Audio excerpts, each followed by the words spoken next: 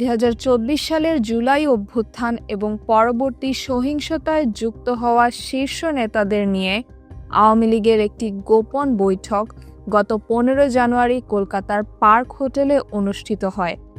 এমন তথ্য জানিয়েছে আল জাজিরার অনুসন্ধানী সাংবাদিক জুলকারনাইন সায়ের। বিশেষ গোয়েন্দা সংস্থার প্রতিবেদনের বরাত দিয়ে এই বৈঠকের কথা জানা যায়। বৈঠকটি শুধুমাত্র আওয়ামী লীগের শীর্ষ নেতাদেরই নয়, নিষিদ্ধ ঘোষিত ছাত্রলীগের সাবেক এবং বর্তমান নেতাদেরও উপস্থিতির মধ্যে ছিল।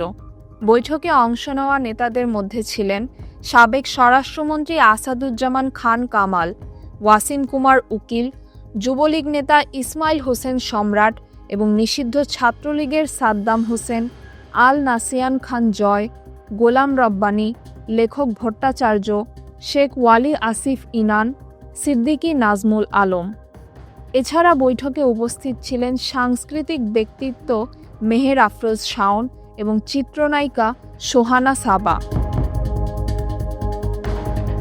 গোপন এই বৈঠকে বাংলাদেশের সার্বভৌমত্ব বিপন্ন করার উদ্দেশ্যে দেশকে অকার্যকর রাষ্ট্রে পরিণত করার পরিকল্পনা নিয়ে আলোচনা হয় এবং দেশের রাজনৈতিক অস্থিরতা সৃষ্টি করার জন্য বিভিন্ন পদক্ষেপ গ্রহণের সিদ্ধান্ত নেওয়া হয়। তাহমিনা রহমান হাফসা, ঢাকা ওয়েস্ট।